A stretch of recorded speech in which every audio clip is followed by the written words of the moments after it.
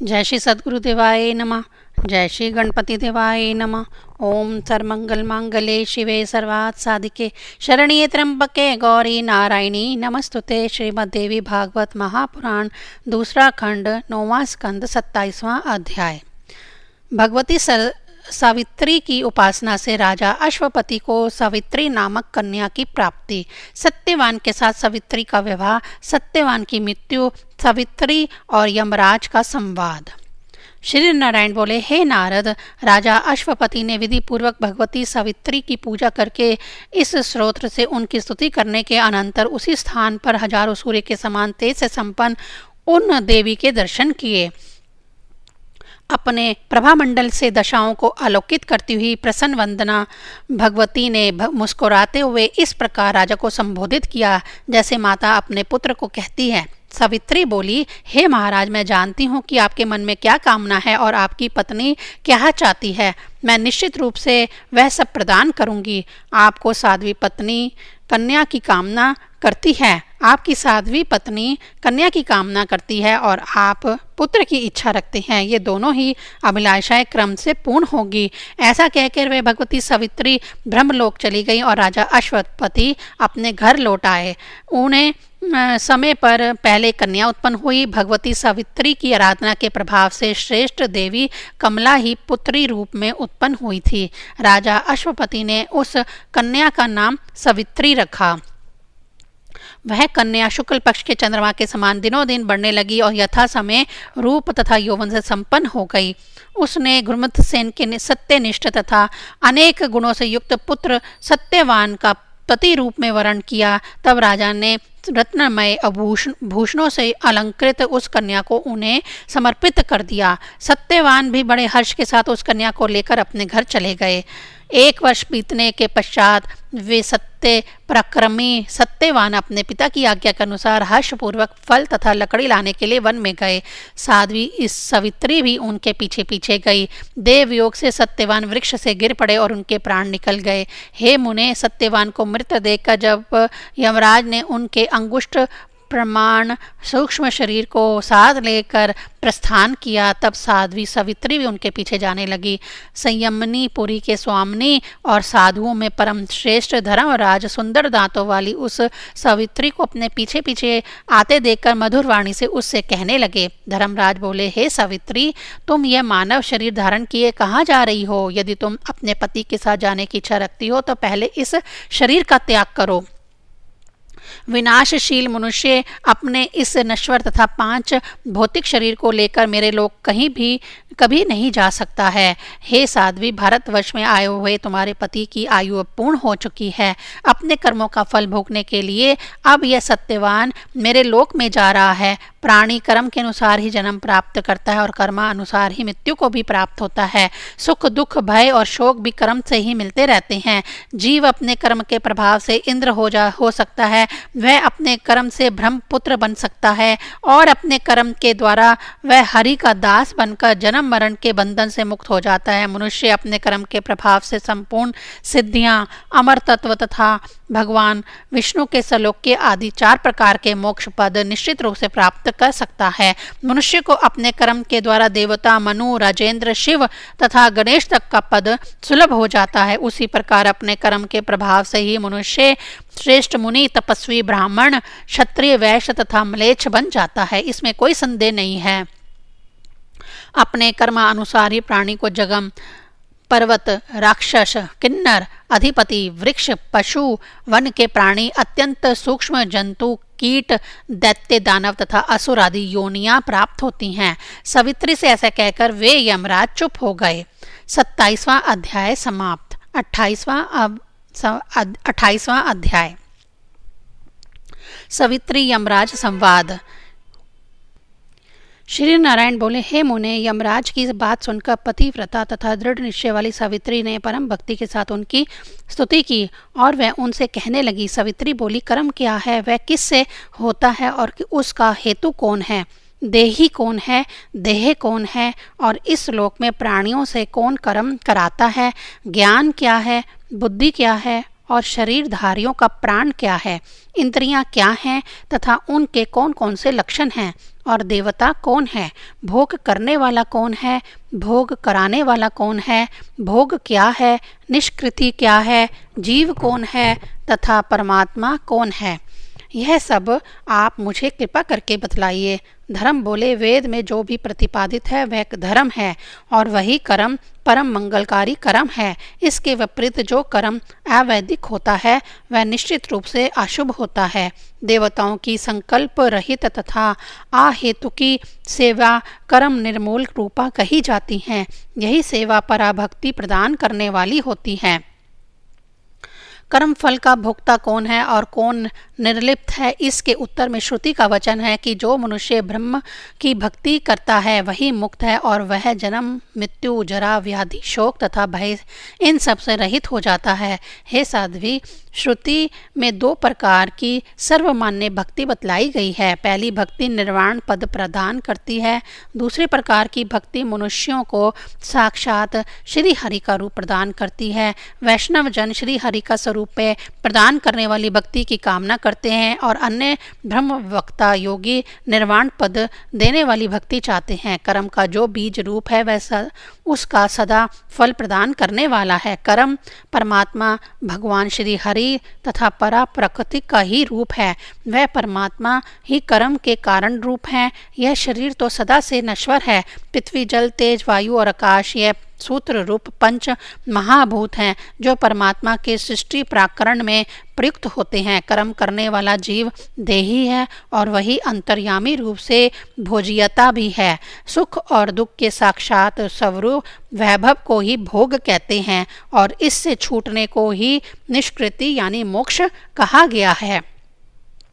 सत्य तथा असत्य में भेद करने का जो प्रधान बीज रूप हेतु ही है वही ज्ञान है और वह ज्ञान अनेक भेदों वाला होता है। वह ज्ञान घट पट आदि विषयों के भेद का कारण कहा गया है। विवेचनमयी शक्ति ही बुद्धि है। वह श्रुति में ज्ञान बीज नाम से विख्यात है। वायु के विभिन्न रूप प्राण हैं।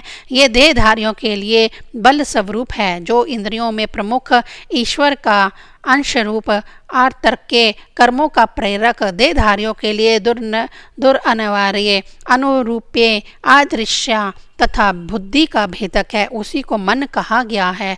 आँख कान नाक त्वचा और जीहा यह कर्म इंद्रियां प्राणियों के अंग रूप सभी कर्मों का प्रेरक शत्रु रूप मित्र रूप सत्कार्य में प्रवृत्त होने पर सुख देने वाली तथा बुरे कार्य में प्रवृत्त होने पर दुख देने वाली है। सूर्य वायु पृथ्वी ब्रह्मा आदि इंद्रियों के देवता कहे गए हैं। जो प्राण तथा देह को धारण करता है उसे जीव कहा गया है। प्राकृतिक से परे तथा कारण का भी कारण जो सर्वव्यापी निर्गुण ब्रह्म है वही परमात्मा कहा जाता है। हे सावित्री, इस प्रकार तुमने जो कुछ पूछा था वह सब मैंने तुम्हें शास्त्र अनुसार बतला दिया। यह प्रसंग ज्ञानियों के लिए ज्ञान रूप है। हे वत्से, अब तुम सुखपूर्वक चली जाओ। सावित्री बोली, हे प्रभु, मैं अपने इन प्राणनाथ तथा ज्ञान के सागर स्वरूप आपको छोड़कर कहाँ जाऊं? इस समय मैं आपसे जो जो प्रश्न कर रही हूँ उन्हें आप मुझे बतलाइए। हे पिता, किस कर्म के प्रभाव से जीव किस किस योनि में जाता है, वह किस कर्म से स्वर्ग तथा किस कर्म से नरक में जाता है। हे ब्राह्मण, किस कर्म से मुक्ति होती है तथा किस कर्म से गुरु की प्रति भक्ति होती है। उसी तरह किन किन कर्मों के प्रभाव से प्राणी योगी रोगी दीर्घजीवी अल्पायु दुखी सुखी अंगहीन काना बहरा अंधा पंगु उन्मादी पागल अत्यंत लोभी अथवा चोर हो जाता है। किस कर्म के द्वारा मनुष्य सिद्धि सलुक्य आदि चारों प्रकार की मुक्तियाँ ब्रह्म तत्व तपस्विता स्वर्ग के भोग आदि वैकुंठ और सर्वोत्तम तथा विशुद्ध गोलोक प्राप्त करता है। कितने प्रकार के नरक हैं, उनकी संख्या कितनी है, उनके नाम क्या क्या हैं, कौन प्राणी किस नरक में जाता है और वहाँ कितने समय तक निवास करता है, किस कर्म के प्रभाव से पापी मनुष्य को कौन कौन सी व्याधि होती है। हे प्रभु, मैंने अपने जो जो प्रिय बात आपसे पूछी है उसे कृपा करके मुझे बतलाइए। 28वां अध्याय समाप्त। 29वां अध्याय सावित्री धर्मराज के प्रश्नोत्तर तथा धर्मराज द्वारा सावित्री को वरदान। श्री नारायण बोले, हे नारद, सावित्री की बात सुनकर यमराज आश्चर्य में पड़ गए और हंसकर उन्होंने प्राणियों के कर्म फल के विषय में बताना आरंभ किया। धर्म बोले, हे वत्से, इस समय तुम्हारी अवस्था तो मात्र 12 वर्ष की है, किंतु तुम्हारा ज्ञान बड़े बड़े विद्वानों, ज्ञानियों और योगियों से भी बढ़कर है। हे पुत्री, तुम भगवती सावित्री के वरदान से उन्हीं की कला से जन्म लेकर सती सावित्री नाम से विख्यात हो। प्राचीन काल में राजा अश्वपति ने अपनी की गई तपस्या के द्वारा उन्हीं सावित्री के सदृश तुम्हें कन्या रूप में प्राप्त किया है। जिस प्रकार लक्ष्मी विष्णु की गोद में तथा भवानी भगवान शिव के वक्षस्थल पर विराजमान रहती हैं, एवं जैसे अदिति कश्यप के, अहिल्या गौतम के, शची महेंद्र के, रोहिणी चंद्रमा के, रति कामदेव के, स्वाहा अग्नि के, स्वधा पितरों के, संध्या सूर्य के, वरुणानी वरुण के, दक्षिणा यज्ञ के, पृथ्वी वराह के और देवसेना कार्तिकेय के पास उनकी सौभाग्यवती प्रिया बनकर सुशोभित होती हैं, उसी प्रकार हे प्रिय, तुम भी सत्यवान की सौभाग्यवती प्रिया के रूप में सुशोभित हो। यह वर मैंने तुम्हें प्रदान कर दिया। हे देवी, हे महाभाग, इसके अतिरिक्त और जो भी दूसरा वर तुम्हें अभीष्ट हो उसे मांग लो, मैं तुम्हें सभी अभिलाषित वर प्रदान करूँगा। सावित्री बोली, हे महाभाग, सत्यवान से मुझे 100 औरस पुत्र प्राप्त हों, यह मेरा अभीष्ट वर है। मेरे पिता के भी 100 पुत्र हों, मेरे ससुर को नेत्र ज्योति मिल जाए और उन्हें राज्य भी प्राप्त हो जाए, यह मेरा अभिलाषित वर है। हे जगत प्रभु, अंत में 1 लाख वर्ष बीतने के पश्चात मैं सत्यवान के साथ भगवान श्री हरि के धाम चली जाऊं, यह वर भी आप मुझे दीजिए। जीव के कर्मों का फल तथा संसार से उसके उद्धार का उपाय सुनने के लिए मुझे बहुत कौतूहल हो रहा है, अतः वह सब मुझे बताने की कृपा आप कीजिए। धर्मराज बोले, हे महासाध्वी, तुम्हारे सभी मनोरथ पूर्ण होंगे। अब मैं जीवों के कर्म फल के विषयों में बता रहा हूँ, तुम ध्यान पूर्वक सुनो। पुण्य भूमि भारतवर्ष में ही शुभ और अशुभ कर्मों की उत्पत्ति होती है, अन्यत्र नहीं। दूसरी जगह लोग केवल कर्मों का फल भोगते हैं। हे पतिव्रते, देवता, दैत्य, दानव, गंधर्व और राक्षस आदि यह भी शुभ अशुभ कर्म करने वाले हैं, दूसरे पशु आदि प्राणी नहीं। देव आदि विशिष्ट प्राणी ही सभी योनियों का फल भोगते हैं और सभी योनियों में भटकते हैं और शुभ अशुभ कर्मों का फल स्वर्ग तथा नरक में भोगते हैं। वे विशिष्ट प्राणी समस्त योनियों में भ्रमण करते रहते हैं और पूर्व जन्म में अर्चित किए गए शुभ तथा अशुभ कर्मों का फल भोगते रहते हैं। शुभ कर्म के प्रभाव से प्राणी स्वर्ग आदि लोकों में जाते हैं तथा अशुभ कर्म के कारण वे विभिन्न नरकों में पड़ते हैं। कर्म के निःशेष हो जाने पर भक्ति उत्पन्न होती है। हे साध्वी, वह भक्ति 2 प्रकार की बतलाई गई है। एक निर्वाण स्वरूपा भक्ति है, दूसरी ब्रह्म स्वरूपाणी भगवती प्रकृति के लिए की जाने वाली भक्ति है। प्राणी पूर्व जन्म में किए गए कुकर्म के कारण रोगी और शुभ कर्म के कारण रोग रहित होता है। इस प्रकार अपने कर्म से ही जीव दीर्घजीवी, अल्पायु वाला, सुखी तथा दुखी होता है। प्राणी अपने कुलत्स कर्म के प्रभाव से नेत्रहीन तथा अंगहीन होता है। सर्वोत्कृष्ट कर्म के द्वारा प्राणी अपने दूसरे जन्म में सिद्धि आदि भी प्राप्त कर लेता है। हे देवी, साधारण बात कह चुका, अब विशेष बात सुनो। हे सुंदरी, यह अत्यंत दुर्लभ विषय पुराणों और स्मृतियों में वर्णित है, इसे पूर्ण रूप से गुप्त रखना चाहिए। भारतवर्ष में समस्त योनियों में मानव योनि परम दुर्लभ है। सभी मनुष्य में ब्राह्मण श्रेष्ठ होता है, वह संपूर्ण कर्मों में प्रशस्त माना गया है। हे साध्वी, उनमें ब्रह्मनिष्ठ ब्राह्मण भारतवर्ष में अधिक गरिमामय माना जाता है। हे साध्वी, सकाम तथा निष्काम भेद से ब्राह्मण 2 प्रकार के होते हैं। सकाम होने से वह कर्म प्रधान होता है, निष्काम केवल भक्त होता है। सकाम कर्म फल भोगता है और निष्काम समस्त सुख आसुख भोगों के उपद्रव से रहित रहता है। हे साध्वी, यह वह शरीर त्याग कर भगवान का जो निरामय धाम है उसे प्राप्त करता है। और हे साध्वी, उन निष्काम जनों को पुनः इस लोक में नहीं आना पड़ता। वह द्विभुज परमात्मा श्री कृष्ण की उपासना करते और अंत में वह भक्त दिव्य रूप धारण कर गोलोक को प्राप्त होते हैं। सकाम वैष्णव वैकुंठ धाम में जाकर समय अनुसार पुनः भारतवर्ष में लौट आते हैं और यहाँ पर द्विजातियों के कुल में उनका जन्म होता है। वह सभी कुछ समय बीतने पर क्रमशः निष्काम भक्त बन जाते हैं और मैं उन्हें अपनी निर्मल भक्ति प्रदान कर देता हूँ। यह सर्वथा निश्चित है। जो सकाम ब्राह्मण तथा वैष्णव जन हैं, अनेक जन्मों में भी विष्णु भक्ति से रहित होने के कारण उनकी बुद्धि निर्मल नहीं हो पाती। हे साध्वी, जो द्विज तीर्थों में रहकर सदा तपस्या में संलग्न रहते हैं वे ब्रह्मलोक जाते हैं और समय अनुसार पुनः भारतवर्ष में आते हैं। जो तीर्थों में अथवा कहीं अन्यत्र रहकर सदा अपने ही धर्म कर्म में लगे रहते हैं वे सत्यलोक पहुँचते हैं और पुनः भारतवर्ष में जन्म लेते हैं। जो ब्राह्मण अपने धर्म में संलग्न रहकर भारतवर्ष में सूर्य की उपासना करते हैं वे सूर्य लोक जाते हैं और समय अनुसार लौटकर पुनः भारतवर्ष में जन्म लेते हैं। जो धर्म प्रयाण तथा निष्काम मानव मूल प्राकृतिक भगवती जगदम्बा की भक्ति करते हैं वे मणिद्वीप लोक में जाते हैं और फिर वहां से लौटकर नहीं आते। जो अपने धर्मों में संलग्न रहते हुए शिव, शक्ति और गणपति की उपासना करते हैं वे शिव लोक जाते हैं और कुछ समय पश्चात वहां से पुनः भारतवर्ष में लौट आते हैं। हे साध्वी, जो ब्राह्मण अपने धर्म में निरत रहकर अन्य देवताओं की उपासना करते हैं वे विभिन्न लोकों में जाते हैं और समय अनुसार पुनः भारतवर्ष में जन्म लेते हैं। जो द्विज अपने धर्म में संलग्न रहते हुए निष्काम भाव से भगवान श्री हरि की भक्ति करते हैं वे उस भक्ति के प्रभाव से क्रम से श्री हरि के लोक को प्राप्त होते हैं। जो विप्र सदा अपने धर्म से विमुख, आचारहीन, काम लोलुप तथा देव आराधन से रहित है वे अवश्य ही नरक में पड़ते हैं। चारों वर्णों के लोग अपने अपने धर्म में संलग्न रहकर ही शुभ कर्म का फल भोगने के अधिकारी होते हैं। जो अपने कर्तव्य से विमुख हैं वे अवश्य ही नरक में जाते हैं और अपने कर्म का फल भोगते हैं। वे भारतवर्ष नहीं आ सकते, अतः चारों वर्णों के लोगों को अपने अपने धर्म का पालन करना चाहिए। हे साध्वी, अपने धर्म में तत्पर रहने वाले जो ब्राह्मण अपने धर्म में संलग्न ब्राह्मण को अपनी कन्या प्रदान करते हैं वे चंद्रलोक में जाते हैं और वहां पर 14 इंद्रों की स्थिति पर्यंत निवास करते हैं। कन्या को अलंकारों से विभूषित करके दान करने से दुगना फल कहा जाता है। सकाम भाव से दान करने वाले उसी चंद्रलोक में जाते हैं, किंतु निष्काम भाव से दान करने वाले साधु पुरुष वहां नहीं जाते।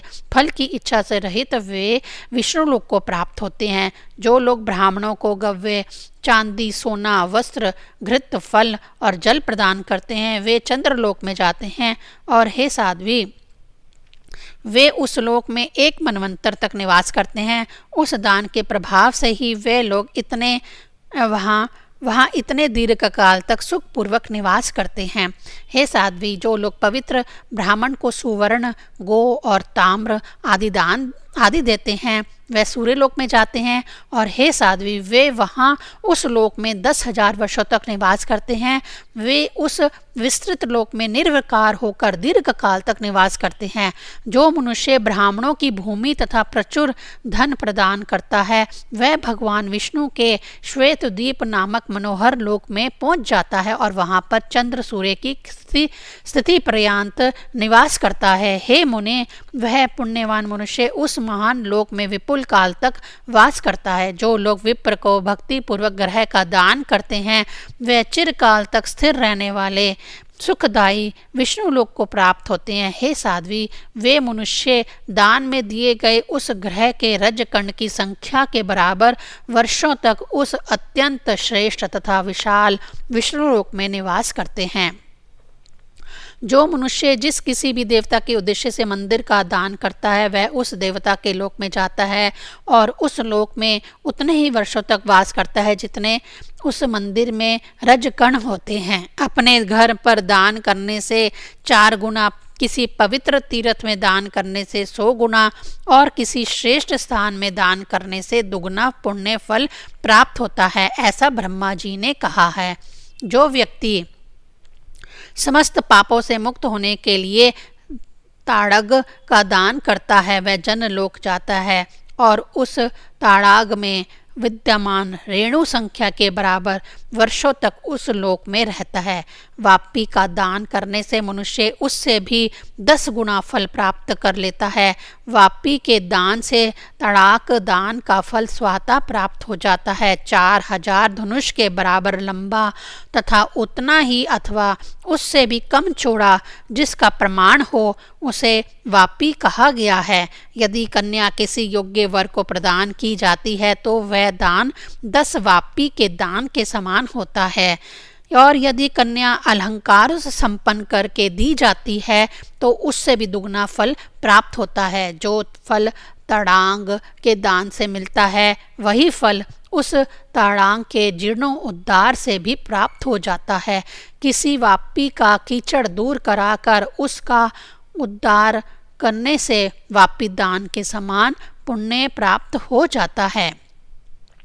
हे साध्वी, जो मनुष्य पीपल का वृक्ष लगाकर उसकी प्रतिष्ठा करता है वह तपोलोक पहुंचता है और वहां पर 10,000 वर्षों तक निवास करता है। हे सावित्री, जो व्यक्ति समस्त प्राणियों के लिए पुष्प उद्यान का दान करता है वह 10,000 वर्षों तक ध्रुव लोक में निश्चित रूप से निवास करता है। हे साध्वी, जो मनुष्य विष्णु के उद्देश्य से भारत में विमान का दान करता है वह पूरे एक मनवंतर तक विष्णु लोक में निवास करता है। चित्र युक्त तथा विशाल विमान का दान करने पर उसके दान का चौगुना फल होता है। शिवाका का दान करने से मनुष्य उसका आधा फल प्राप्त करता है, यह निश्चित है। जो व्यक्ति भगवान श्री हरि के उद्देश्य से भक्ति पूर्वक दोला मंदिर का दान करता है वह भी विष्णु लोक में 100 मनवंतर तक निवास करता है।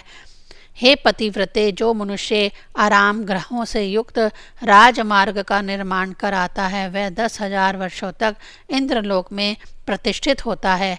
ब्राह्मणों अथवा देवताओं को दिया हुआ दान समान फल प्रदान करता है। जो पूर्व जन्म में दिया गया है जन्म जन्मांतर में उसी का फल प्राप्त होता है और जो नहीं दिया गया है उसका फल नहीं मिलता। पुण्यवान मनुष्य स्वर्ग आदि लोकों के सुख भोग कर भारतवर्ष में क्रमशः उत्तम से उत्तम ब्राह्मण कुलों में जन्म ग्रहण करता है। इस प्रकार वह पुण्यवान विप्र भी पुनः स्वर्ग में अपने कर्म फल का भोग करके भारतवर्ष में ब्राह्मण होकर जन्म प्राप्त करता है।